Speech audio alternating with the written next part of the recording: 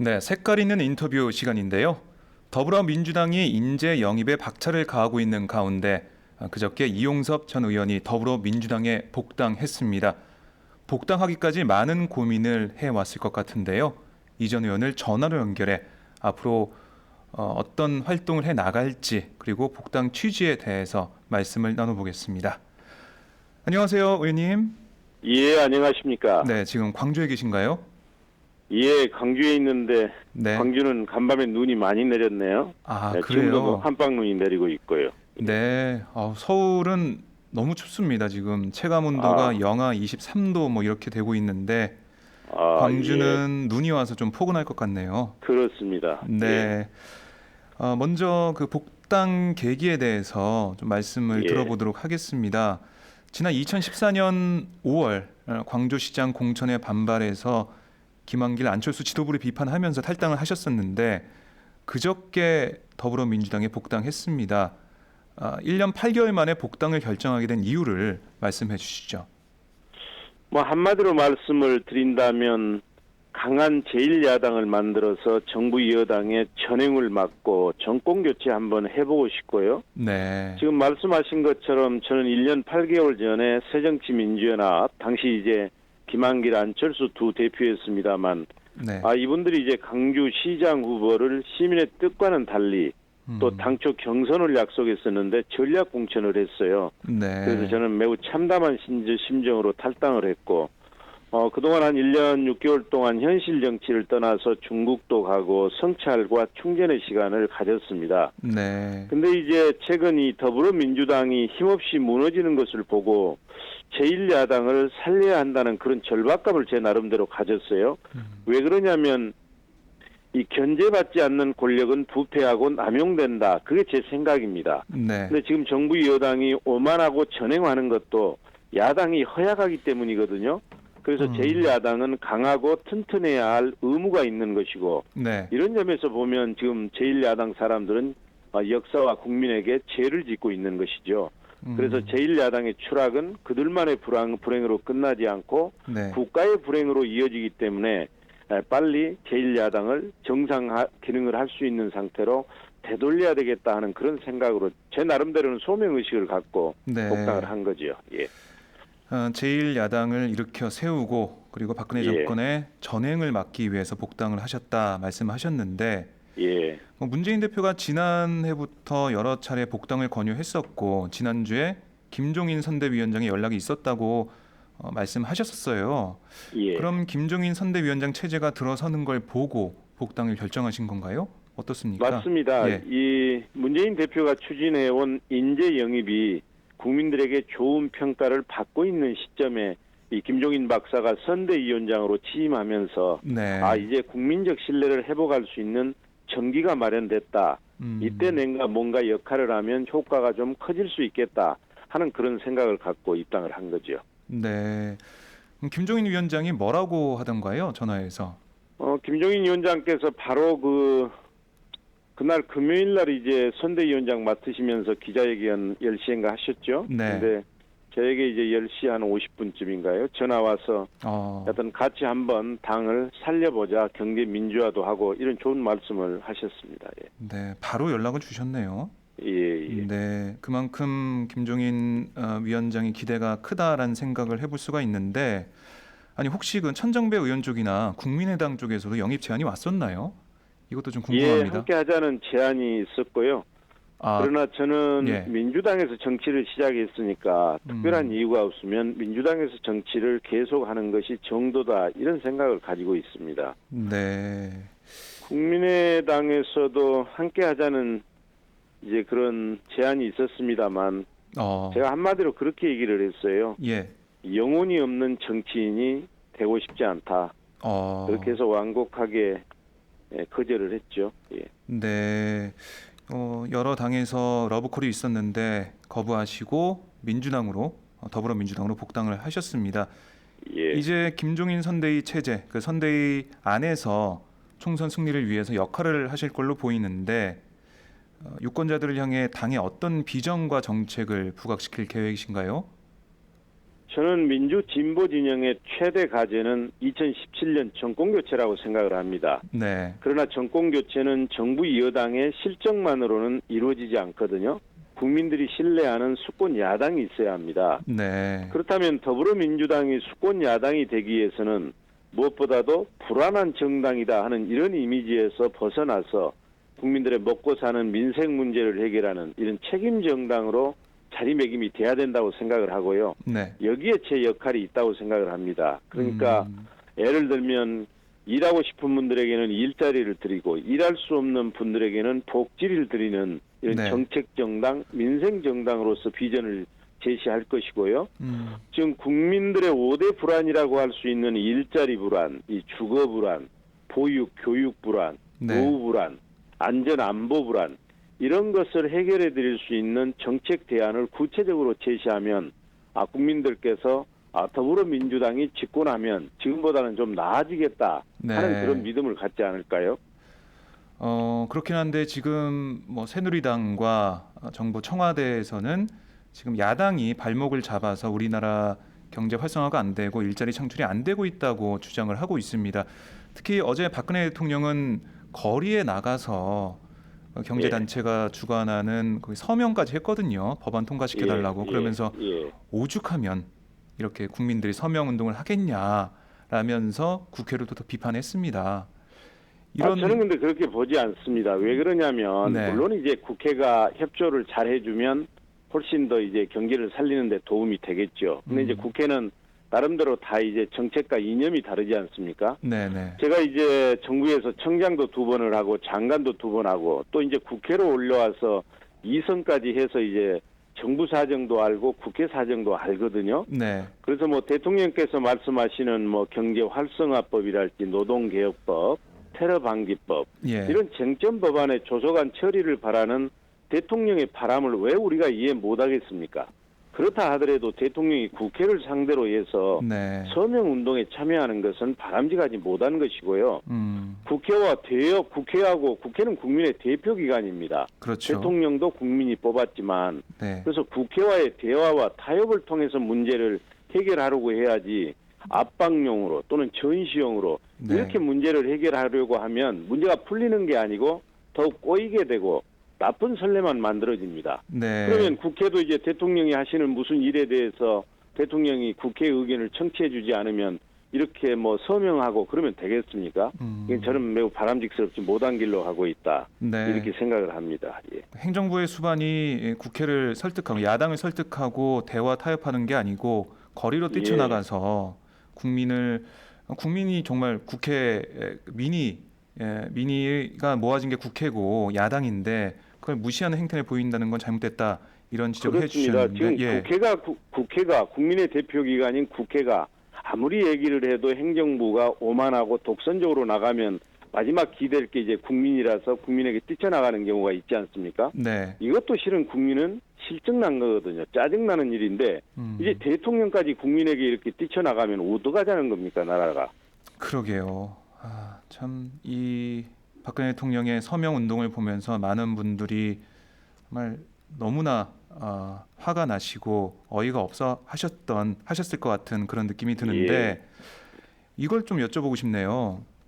뭐 지금 의원님께서는 조세 경제 전문가로 뭐 여러 가지 정책을 만들어 오시고 정부의 경제 실정을 비판하셨었는데 이 박근혜 정권의 경제 정책 100점 만점에 몇 점이나 줄 수 있을까요? 지금 우리 경제는 잘 아시는 것처럼 위기설이 나돌 정도로 매우 어렵습니다. 네. 그러면 이 정도면 몇 점 정도 줘야 되나요? 그거는 낙제점인가요? 아마 이제 청취자들께서 네. 그 판단하실 문제고요. 저는 이제 경제 얘기하면 할 말이 참 많아요. 네네. 한국은 경제 규모 면에서 보면 세계 10위권의 경제 대국으로 성장을 했어요. 네. 그렇지만 저는 우리 경제는 3대 중병과 양대 위기에 처해 있다. 평소에 이렇게 생각을 합니다. 네. 3대 중병은 뭐냐면 저성장의 늪에 빠져 있고 양극화에 덫에 걸려 있고 국민의 행복지수는 날로 추락하고 있습니다. 네. 양대 위기는 뭐냐면 한국 경제의 생명줄이라고 할 수 있는 재정위기 그리고 언제 터질지 모르는 한국 경제의 내관인 가계부채 위기입니다. 네. 저는 이게 정부 정책의 실패에서 비롯됐다고 보는 사람입니다. 그동안 정부 정책을 보면 돈 풀어서 경기 살리고 네. 세금 감면을 통해서 부자와 대기업 소득 늘려 성장률 수치 올리려고 하는 이런 단기 부양책이었어요. 그러나 그렇죠. 이 한국 경제는 경기 순환 과정에서 오는 경기 침체가 아닙니다. 네. 이건 구조적 문제에서 비롯된 것이기 때문에 저는 한국 경제의 틀과 체질을 바꾸는 구조 개혁을 해야 된다 이렇게 생각하는 사람이고요. 네. 그래서 좀 이 구조 개혁 제가 이제 맨날 하는 얘기라서 한두 가지만 얘기를 좀 얘기해도 되나요? 예, 잠깐 말씀하시죠. 예. 그래서 우선 저는 정부가 경제 철학을 수치 중심의 물적 성장에서 사람 중심의 행복 경제로 틀을 바꿔가야 된다고 봅니다. 네. 그러니까 물질을 버리자는 게 아니라 사람을 위한 물질로 다시 자리매김해야 된다는 것이죠. 또 가계부채와 국가부채를 늘려서 경기를 살리려고 하는 이런 부채 주도 성장에서 벗어나서 네. 질 좋은 일자리를 만들고 가계소득을 늘려서 성장을 견인하는 이런 소득주도 성장으로 가져야 되고요. 네. 그리고 어찌됐든 이 시대의 그 정신은 경제민주화입니다. 그래서 경제민주화와 적정복지를 통해서 서민과 부자, 중소기업과 대기업이 상생하고 동반 성장하는 이런 경제 생태계를 만들어가야 되고요. 네. 마지막으로 이제 우리 경제의 가장 큰 문제는 이게 우리가 흔히 스몰 오픈 이카노미라고 그러지 않습니까? 그러니까 해외 경제에 과도하게 영향을 받는 천수답 경제입니다. 네. 그래서 중소기업이나 서비스업 이런 내수 산업을 육성해서 전천후 경제로 바꿔가야 된다는 얘기죠. 네. 뭐 그런 경제 정책을 실현하려면 뭐 이번 예. 총선에서 더불어민주당이 좋은 성과를 얻어야 되고 더 나아가서는 2017년 정권 교체까지 해야 될 텐데 바로 그겁니다. 예. 그렇게 될지 많은 국민들이 지켜보고 있습니다. 예. 저희가 잠깐 이제 정치 얘기를 좀 더 해보자면요. 예. 최근 여론조사를 보면 호남에서 국민의당 지지율이 낮아지고 더 민주의 지지율이 오르고 있습니다. 이걸 좀 어떻게 해석할 수 있을까요? 호남 민심이 변하고 있는 건가요? 지역에서 보시는 체감하시는 호남 민심 어떻습니까? 저는 아까 제가 눈 얘기를 했는데 네. 눈은 잠시 더러운 것들을 덮을 수 있지만 오래 덮을 수는 없거든요. 네. 저는 이제 시간이 가면서 정리가 되리라고 보는데요. 한동안 이제 호남에서 국민의당 지지율이 더불어민주당 지지율을 훨씬 앞선 게 사실입니다. 네.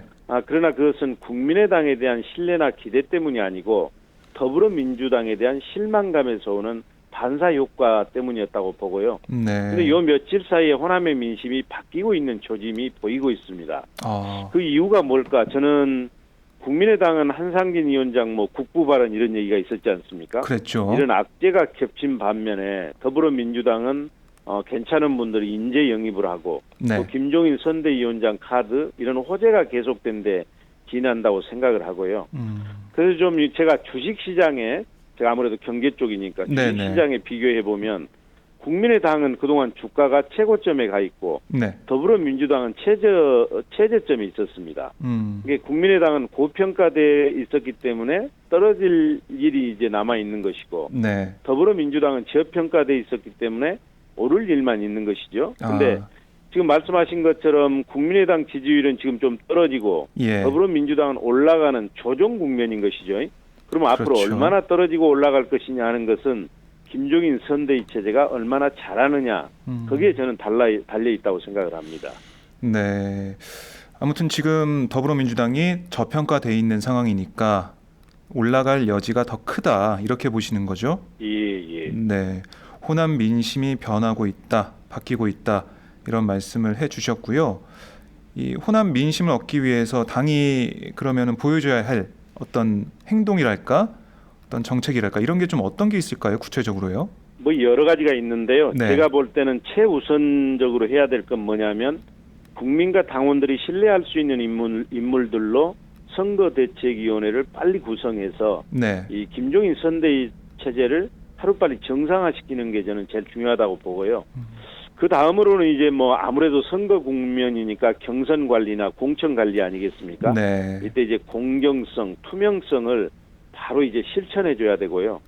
특히 과거에 보면 개파 공천을 많이 했는데 이런 개파 공천에서 완전히 탈피해서 네. 정말로 이번에 영입된 그런 새로운 인물들 그리고 좋은 사람 위주로 공천을 하게 되면 아마 저는 상당한 성과를 거양할 수 있으리라고 생각을 합니다. 네, 지금 새누리당도 상향식 공천을 얘기하면서 우리는 민주적으로 공천하겠다 이걸 계속 강조하고 있거든요. 예, 이게 뭐 바로 국민들이 볼 때 공천 과정이 어떤지, 경선 과정이 어떤지 이걸 주의 깊게 본다 이런 뜻일 것 같고 그만큼 예. 더불어민주당도 지난 총선, 그러니까 19대 총선에서 좀 잡음이 있었던 그 총선 문제 이런 것들을 20대 총선에서는 어떻게 잘 관리하고 갈 수가 있는지 이 총선 문제, 경선 문제 이걸 좀 잘 해결해 나가는 모습을 보여야지 이번 총선에서 희망이 있지 않을까 싶습니다. 그렇습니다. 예. 근데 이제 우리 국민들도 정치인이나 정당이 하는 말은 별로 믿지 않습니다. 네. 다 그렇기 때문에 이제 행동으로 실천으로 이제 보여줘야 믿음이 가는 것이죠. 그 행동 실천이 김종인 선대위 체제에서 어떻게 나올지 그걸 국민들이 계속 보실 것 같아요. 예, 예, 그걸 통해서 지금 저평가돼 있다는 더불어민주당이 그 주가가 계속 오를지 아니면은 그냥 혼돈의 모습을 보일지 거기서 판가름이 날 것 같습니다. 그렇습니다. 네, 지금 그리고 많은 분들이 박영선 의원의 거취에 주목하고 있습니다. 지난 10일이었죠. 의원님 북 콘서트 때 예. 박 의원이 초청 게스트로 참석했었는데 혹시 뭐 그때나 아니면 그 이후에나 거취 관련해서 좀 말씀 나누신 게 있으신가요? 근데 어떻게 된 게 제가 네. 복당했는데 제 복당 문제보다도 사람들이 박 의원 거치에 더 주목을 하더라고요. 예, 근데 이제 제 북 콘서트 때 참석했을 때도 이제 많은 얘기를 했고요. 이번 네. 입당할 때도 서로 의견을 주고받았습니다. 그러시군요. 저는 이제 박영선 의원은 실은 경제 민주화와 사회 양극화 해소에 앞장서고 있는 우리 당에 꼭 필요한 분이라는 게 제 생각이에요. 그래서 네, 당에 서운한 점도 많이 있겠지만 국가가 발전하기 위해서는 강한 야당이 있어야 되기 때문에 제1야당이 네, 탈당하지 말고 함께 가자고 이제 간곡히 부탁을 했고요. 이에 대해서 박영선 의원은 이제 며칠만 더 고민해보겠다 그렇게 답을 했고 그 며칠이 이제 거의 다 갔기 때문에 저는 이제 본인이 거의 고민을 마무리하고 있으리라고 생각을 하고 네, 그래서 제가 그저께 복당할 때도 김종인 선대위원장, 문재인 대표께 박영선 의원 떠나지 않도록 노력해달라고 간곡히 부탁을 했고 네. 그 두 분께서도 노력하고 있다는 그런 말씀을 하셨습니다. 그렇군요. 그럼 의원님이 보실 때는 박 의원의 탈당 가능성은 낮다고 보시는 거죠? 저는 그렇게 봅니다. 왜 그러냐면 그것은 박영선 의원이 그동안 원칙 있는 정치를 해왔고 네, 또한 더불어민주당에 있는 것이 박영선 의원이 정권 교체에 더 기여할 수 있고 네. 본인의 정치적 성장에도 더 도움이 될 수 있기 때문에 저는 그런 판단을 해주리라고 생각을 합니다. 네, 알겠습니다. 박 의원의 결정의 시간이 다가오고 있는 것 같은데 저희가 결정이 나오면 다시 한번 그걸 분석해 보도록 하고요. 예. 천정배 의원과도 뭐 향후 진로나 이런 것에 대해서 말씀 좀 나누신 적이 있나요? 더 민주와 그렇습니다. 천정배 의원과 네. 뭐 함께할 가능성이 한 배를 탈 가능성이 제기되고 있는데 어떻게 보세요? 그럼 천정배 의원도 우리 한국 정치사에 있어서 중요한 분이라고 생각을 하고요. 예, 저는 천정배 신당이 우리 더불어민주당과 함께할 가능성이 매우 높다. 이렇게 생각을 합니다. 그 이유는 뭐냐면 네, 천정배 의원이 추구하는 가치가 국민의당보다는 더불어민주당과 훨씬 더 가깝기 때문입니다. 네, 구체적으로 또 말씀을 좀 드리자면 지금 기득권에 사로잡혀 있는 일부 정치인들이 더불어민주당을 탈당을 했어요.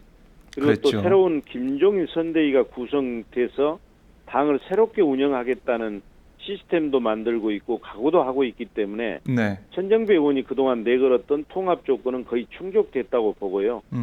그렇게 되면 이제 물론 이제 새로 지금 그 선대위원장을 맡으신 김종인 위원장께서 저는 지속적으로 문재인 대표께서 했던 그런 통합의 노력을 해야 된다고 보고 네, 그래서 천정배 의원과도 긴밀한 그런 논의를 하게 되면 저는 합쳐진다고 보고요. 그렇게 네. 통합이 현실화되면 호남의 민심도 지금 속도보다 훨씬 더 빠르게 국민의당에서 더불어민주당으로 이동할 것이다. 이렇게 보는 것이죠. 네, 그러니까 천정배 의원과 더불어민주당이 함께하게 되면 이 호남 민심이 더 안정이 되고 더불어민주당을 더 지지하게 될 것이다. 이렇게 보시는 건가요? 그렇습니다. 네. 예. 그리고 박영선 의원 같은 경우는 이게 수도권 의원들, 수도권 민심이 좀 많이 작용하는 그런 의원이라서 그렇죠. 저희가 계속 질문을 드리는 것 같은데 그러면은 박영선 의원, 천정배 의원이 다 남게 된다면 뭐 들어오거나 남게 된다면 호남, 수도권에서 더불어민주당의 주가는 더 올라간다. 이렇게 볼 수 있을까요? 저는 그렇습니다. 그래서 박영선 의원에 대해서는 제가 말씀을 드렸고 네. 또 저는 이제 김부겸 의원 이분은 예. 실제 국민 통합이나 신의 정치를 대구에서 어려운 여건 속에서 고군분투하면서 지키고 있지 않습니까? 이런 분들. 네. 또 인천의 송영길 의원 같은 분들. 우리 쪽에 보면 자산이 참 많습니다. 그렇기 때문에 네. 우리가 분열과 갈등을 종식시키고 힘을 모으면 아마 놀라운 효과가 있을 겁니다. 네. 국민의당을 함께하고 있는 호남 쪽 의원들, 여러 의원들이 있는데, 그럼 국민의당은 앞으로 뭐 총선으로 갈수록 점점 세가 좀 약해질까요? 어떻게 보십니까? 여기에 대해서는. 근데 지금 호남 쪽의 의원들이 국민의당으로 많이 갔죠. 그렇죠. 근데 그분들이 과연 국민의당의 이념이나 정책이나 이런 게 더 훌륭해서 갔을까요? 그분들 왜 옮겼을까요? 네. 선거를 놔두고. 그러면 저는 해답은 분명해진다고 보고요. 예. 그래서 아마 호남인들은 보통 국민이 아닙니다. 나라가 어려울 때 역사의 물꼬를 바로 돌렸던 정의로운 시민들이기 때문에 네. 저는 선거 때 호남인들이 지혜롭게 판단하시리라고 생각을 합니다. 네, 알겠습니다. 의원님 이번 총선에서 광주 광산을에 출마하시는 거죠? 그렇습니다. 네, 이 더 민주를 탈당해 국민의당에 합류한 권은희 의원과 맞대결이 예상되는데 권 의원의 정치 행보 어떻게 좀 평가하고 계신가요? 본인께서 심사숙고를 해서 탈당도 하고 국민의당을 선택하지 않았겠습니까? 네. 제가 어떻게 생각하는 게 중요한 것은 아니고 네. 시민들께서 평가하리라고 보고요. 다만 이런 무대에서 만나지 않았다면 제가 도와드려야 되는 그런 입장인데 네. 외나무다리에서 만나서 그러지 못해서 아쉬운 면도 있습니다. 네. 이 권은희 의원의 탈당에 대해서 지역 민심은 좀 어떤가요? 좀 갈라져 있는 건가요? 예. 어찌됐든 지금은 이제 더불어민주당이지만 그분이 공천받을 때는 새정치민주연합 아니었습니까? 그렇죠. 새정치민주연합에서 그냥 경선한 것도 아니고 전략 공천을 해드렸거든요. 네. 근데 이제 그 당을 떠난 것이니까 당 입장에서 보면 조금 서운하지 않겠습니까? 뭐 어쨌든 지금 현역 의원과 맞대결이 예상이 되는데 어떤 경쟁력으로 총선에 임하실지 이것도 좀 궁금합니다. 특별한 게 있겠습니까? 남들이 저를 소개할 때 이런 말들을 합니다. 예를 들면 네. 국회 인사청문회를 사상 처음으로 3번이나 통과한 도덕성, 네. 2번의 청장과 2번의 장관을 거친 다양한 국정 경험과 경제 재정 전문성, 네. 그리고 또 한때 대한민국 혁신을 주도했던 혁신성, 이런 도덕성, 전문성, 혁신성 이런 것들을 저의 장점으로 얘기를 해주시는데 네. 이런 게 아마 제 경쟁력이지 않을까요? 예. 네, 그렇군요. 자, 예. 그럼 경쟁력이 어떻게 지역 주민들에게 평가를 받을지 저희가 지켜보도록 하고요. 예. 그럼 선대위가 20일에 내일 출범되는 건가요? 어떻게 좀 보십니까? 지금 방송에는 언론에는 그렇게 보도가 되고 있습니다. 네, 예. 의원님도 선대위에 들어가서 함께 하시는 거죠? 모르죠. 그거는 선대위원장께서 판단하실 문제고요. 저는 네. 이제 자리에 연연하지 않고 제가 아까 말씀드린 것처럼 실은 정부 여당이 독주를 하고 있는데도 그동안 야당이 제대로 네. 이걸 견제하지 못했습니다. 제가 말씀드린 것처럼 견제받지 않은 권력은 부패하고 남용되거든요. 네. 대통령께서 교과서를 국정화하고 예산 국회를 이렇게 밀어붙이고 하는 것도 실은 야당이 허약하기 때문입니다. 그래서 야당은 크게 반성을 해야 되고요. 네. 저는 어떤 자리에 가든 그런 정부 여당의 독주를 막는 일, 그리고 정권 교체하기 위해서 국민들에게 안정감과 책임감을 드려야 되기 때문에 네. 이런 역할을 제가 하고 또 호남 민심이 많이 이탈했기 때문에 호남의 민심을 회복하는 일에 제가 가지고 있는 역할을 할 것입니다. 네, 알겠습니다. 자, 오늘 팟짱 출연 처음이신 것 같은데 예. 애청자분들께 한 말씀 마지막으로 해주시죠. 저는 정치가 바뀌어야 세상이 바뀐다는 믿음을 가지고 있습니다. 우리 사회의 가장 큰 그릇이 정치입니다. 네. 그래서 정치가 흔들리면 그 안에 있는 경제도 사회도 문화도 모든 것이 흔들립니다. 지금 나라가 이렇게 혼란스러운 것도 따지고 보면 정치가 흔들리고 있기 때문이거든요. 네. 근데 그러면 왜 정치가 흔들리냐? 그건 정치 자체에 문제가 있는 것이 아니고 제가 볼 때는 정치인에게 문제가 있는 겁니다. 그렇기 때문에 정치를 안정시키려면 결국 국민들께서 좋은 사람들을 정치권에 많이 내보내야 됩니다. 네. 그 일밖에 없습니다. 결국은 우리 정치라고 하는 게 우리 국민들 수준하고 같이 가는 겁니다. 그래서 제가 팟짱 애청자 여러분께 부탁드리고 싶은 것은 이제 돌아오는 4.13 총선에서는 뭐 학연이다, 혈연이다, 지연 이런 연고에 사로잡히지 마시고 누가 진짜 유능한 사람인지 보시고 꼭 투표해서 선거혁명을 일으켜 주시고 그것이 대한민국을 바꾸는 길이라는 점을 좀 되새겨 주셨으면 감사하겠습니다. 네, 알겠습니다. 저희가 보니까 팟짱 출연 처음은 아니시네요. 네. 아, 그런가요? 네네, 예, 출연하신 적이 예, 있는데 어쨌든 예. 복당한 다음에 처음으로 출연하셨으니까 예, 청취자분들께서 반가운 마음으로 이 인터뷰를 들으셨을 것 같습니다. 앞으로 자주 좀 불러주십시오. 네, 알겠습니다. 자주 뵙도록 예, 하겠습니다. 예, 말씀 잘 예, 들었습니다. 예, 감사합니다. 네, 지금까지 더불어민주당에 복당한 이용섭 전 의원과 함께했습니다. 네, 저희 이용섭 의원과 이렇게 말씀을 나눠봤고요. 잠시 후에는 저희가 전혀 다른 뉴스를 진행하도록 하겠습니다. 지금 순환소주 좋은 데를 히트시킨 주류기업 무학 회장이 운전기사에게 갑질을 한 내용을 오마이뉴스가 단독 인터뷰를 했거든요. 예, 그 내용을 이 사안을 취재한 구영식 기자를 연결해서 자세히 들어보도록 하겠습니다. 잠시 후에 뵙겠습니다.